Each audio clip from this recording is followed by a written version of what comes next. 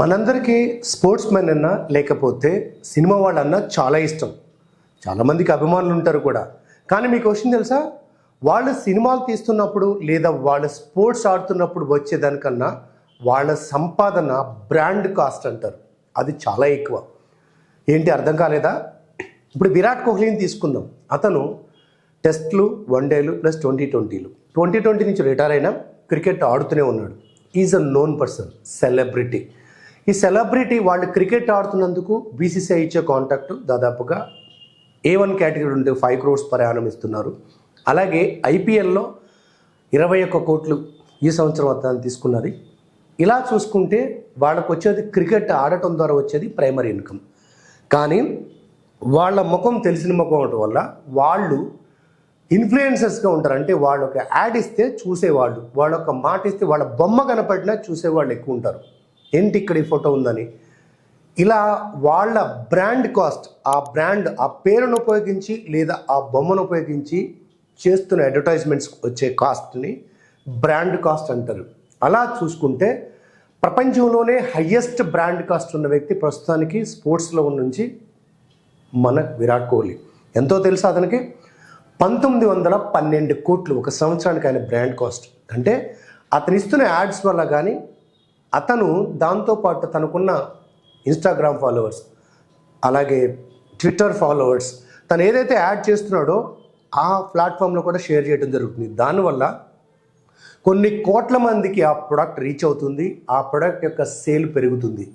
కాబట్టి ఈ brand cost అనేది చాలా చాలా చాలా విలువైంది. మనకు తెలిసినంత వరకు చాలామంది స్పోర్ట్స్ మెన్ ఇవి చేస్తున్నారు. అలాగే మన తెలుగులో చాలామంది హీరోలు డిఫరెంట్ ప్రొడక్ట్స్ చేశారు. అప్పట్లో చిరంజీవి గారు థమ్స్అప్కి యాడ్ చేస్తే, ఆ తర్వాత అఖిల్, అలాగే రామ్ చరణ్ వీళ్ళంతా యాడ్లు చేస్తూనే వస్తున్నారు. కానీ ప్రస్తుతం ఉన్న తెలుగు యాక్టర్స్లో హయ్యెస్ట్ బ్రాండ్ కాస్ట్ ఉన్నది ఎవరికో తెలుసా? మహేష్ బాబు గారికి. ఆయనకి సంవత్సరానికి వచ్చి కేవలం అడ్వర్టైజ్మెంట్స్ మీద వచ్చేది 50 కోట్లు. అంటే వాళ్ళు పని చేసిన, అంటే ఒక సినిమా తీస్తే ఎంత వస్తుందో తెలియదు, ఒక సినిమా తీస్తారో లేదో తెలియదు, వాళ్ళకు వచ్చే కాస్ట్ ఎప్పుడు కూడా ఈ బ్రాండ్ కాస్ట్ చాలా సపరేట్. దీన్నే మనం ఏమంటారంటే వాళ్ళ పేరును ఉపయోగించి వాళ్ళ పేరు ప్రఖ్యాతిని వాళ్ళ మొక్కపరిచాను, అంటే వాళ్ళు పబ్లిక్ ఆల్రెడీ తెలుసున్నారు కాబట్టి దీన్నే బ్రాండ్ కాస్ట్ అంటారు. అలా చూసుకున్నట్లయితే మన విరాట్ కోహ్లీ తర్వాత హైయెస్ట్ ఉన్నది ధోనికి. ఎందుకంటే ఆయనకు వచ్చేది 744 crores ఇప్పటికీ ఆయన బ్రాండ్ కాస్ట్. ఆ తర్వాత రోహిత్ శర్మ, తనకి అరౌండ్ 405 crores ఉంటాయి. ఇలా చూసుకున్నట్టయితే లాస్ట్ తర్వాత మనకి హార్దిక్ పాండ్యా కూడా ఉన్నారు. ఇలా స్పోర్ట్స్లో కానీ సినిమాల్లో కానీ బ్రాండ్ కాస్ట్ అనేది చాలా విలువైంది. ఎవరు ఎక్స్పెక్ట్ చేయరు ఇన్ని వేల కోట్లు, ఇన్ని వందల కోట్లు వస్తుందని. ఇంకొక టైంలో అయితే 2019 వరల్డ్ కప్ ఆడే టైంలో విరాట్ కోహ్లీ బ్రాండ్ కాస్ట్ సడన్గా అప్ టు 2700 కోట్ల వరకు వెళ్ళింది. సో ఇదండి మన సోషల్. ఇప్పుడు చాలామంది ఏం చేస్తున్నారంటే ఇన్ఫ్లుయెన్సర్స్ అని వస్తున్నారు. ఇన్స్టాగ్రామ్లో కానీ ఫేస్బుక్లో కానీ, మ్యాక్సిమం ఇన్స్టాగ్రామ్లోనే వాళ్ళకున్న ఫాలోవర్స్ని బట్టి చాలా నార్మల్ పర్సన్ కూడా ఒక విషయాన్ని స్పష్టంగా చెప్పడం వచ్చి వాళ్ళు ఏం చేస్తారంటే ముందు వాళ్ళ యొక్క సబ్స్క్రైబర్ బేస్ లేదా వాళ్ళ యొక్క ఫాలోవర్స్ బేస్ పెంచుకుంటూ వెళ్తారు. చిన్న చిన్న విషయాలుగా చేసి వాళ్ళకు వస్తున్న వీడియోలో 1,00,000 వ్యూస్, 2,00,000 వ్యూస్, అలా వ్యూస్ పెరిగిన తర్వాత కొన్ని కంపెనీస్తో టైఅప్ పెట్టుకొని ఆ కంపెనీ యొక్క ప్రొడక్ట్ని చాలా సింపుల్గా అర్థమయ్యేటట్టు మేజర్ ఫ్యూచర్స్ చెప్తూ అలా ప్రమోట్ చేస్తుంటారు. దీన్నే ఇన్ఫ్లుయెన్సర్ అంటారు. అలా ఇన్ఫ్లుయెన్సర్గా చేస్తున్న వాళ్ళు 10,000 నుంచి మొదలెట్టి ఒక కంపెనీ లేదా ఒక ప్రొడక్ట్ చెప్పడానికి 10,000 నుంచి మొదలెట్టి లక్షలు, 2,00,000, 3,00,000 తీసుకున్న వాళ్ళు ఉన్నారు మన తెలుగు రాష్ట్రాల్లోనే. అదే మీరు ఇంగ్లీష్ వచ్చి ఇంటర్నేషనల్గా ఒక ప్రోడక్ట్ని ప్రమోట్ చేస్తున్నారు. ఫర్ ఎగ్జాంపుల్ కెమెరా ఉంది, లేదా షూస్ ఉన్నాయి, లేదా ఒక ఇంటర్నేషనల్ వరల్డ్ వైడ్గా ఉపయోగించే ప్రొడక్ట్ ఏదైనా కానీ స్పష్టంగా అర్థమయ్యేటట్టు చెప్తూ ఆ తీసుకునేది కూడా డైరెక్ట్గా ప్రొడక్ట్ చూపించకుండా ఒక ఇన్సిడెంట్ చూపించు, అంటే చిన్న యాడ్ లాగా అనమాట చేస్తూ దాన్ని ఫీచర్ చేస్తున్నప్పుడు వాళ్ళు ఎవరైతే ఆ టార్గెట్ ఆడియన్స్ రీచ్ అయ్యేటట్టు ఇన్ఫ్లుయెన్స్ చేయగలుగుతున్నారో వాళ్ళకి చాలా విలువైంది.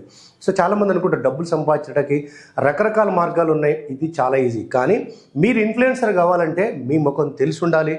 మీ యాడ్ లేదా మీ ముఖం కనపడినప్పుడు, మీ రీల్ కనపడినప్పుడు ఇమీడియట్గా జనాలు అటెన్షన్ పే చేస్తూ చూసేటట్టు ఉండాలి.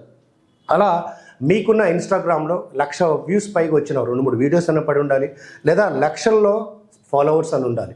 సో దీనికోసం ఈ మధ్య చాలామంది ఏం చేస్తున్నారంటే కక్కుర్తిపడి బట్టలు ఇప్పేసి పిచ్చి పిచ్చి బూతులు మాట్లాడుతూ పిచ్చి పిచ్చి చేష్టలు చేస్తున్నారు. ఇలా జనాల్లోకి వచ్చి, అంటే నేను ఏదో విధంగా కనపడితే చాలు అనుకుని చేసేవాడు ఇన్ఫ్లుయెన్సర్ కారు, వాళ్ళని బండబూతులు తిడుతూ కామెంట్స్ పెడుతూ ఉంటారు. చాలామంది ఇది తెలియక ఒక ప్రొడక్ట్ని ప్రజెంట్ చేయటం వేరు, ఒక కంపెనీ ప్రమోషన్లో భాగంగా నిలబడటం వేరు. ఇవి తెలియక పిచ్చి చేష్టలు చేస్తూ సగం సగం బట్టలు వేసుకొని బూతు మాట్లాడుతూనో లేకపోతే వల్గర్గా మాట్లాడుతూనో సంసారం మీద, జీవితం మీద, కుటుంబ వ్యవస్థ మీద పిచ్చి జోకులు ఇస్తూ చేస్తున్నారు. అది పిచ్చితనం తప్పితే ఎప్పటికీ డబ్బులు సంపాదించలేరు. డబ్బు సంపాదించాలంటే ఒక చిన్న కోరిక మాత్రమే కాదు, దానికి పనికొచ్చే స్కిల్ ఉండాలి, ఎఫర్ట్స్ పెట్టాలి. అడ్డగోలుగా అందరం ఎక్కాలనుకుంటే అందరూ ఎక్కలేరు, కింద పడతారు, అందరి తేట చీ అనిపించుకుంటారు. సో అర్థమైంది కదా బ్రాండ్ కాస్ట్ అంటే. మీ బ్రాండ్ కాస్ట్ ఎంతో చూసుకోండి. అదేంటి సార్ నన్ను ఎవరో ఫాలో అవ్వట్లేదు, చిన్న లాజిక్ అండి. మీరు నెలకు ఎంత సంపాదించగలుగుతున్నారు, అది మీ వాల్యూ. మీ పేరు చెప్తే ఎంత బిజినెస్ అవుతుంది, అది మీ బ్రాండ్ కాస్ట్. ఇంకెందుకు ఆలస్యం, మీరు కూడా ఏదో ఒక మంచి ప్రోడక్ట్ని ప్రమోట్ చేయండి, లేదా మిమ్మల్ని మీరు ప్రజెంట్ చేసుకోండి, వేరే ఒక బ్రాండ్ అవ్వండి, మీ బ్రాండ్ కాస్ట్ పెంచుకోండి.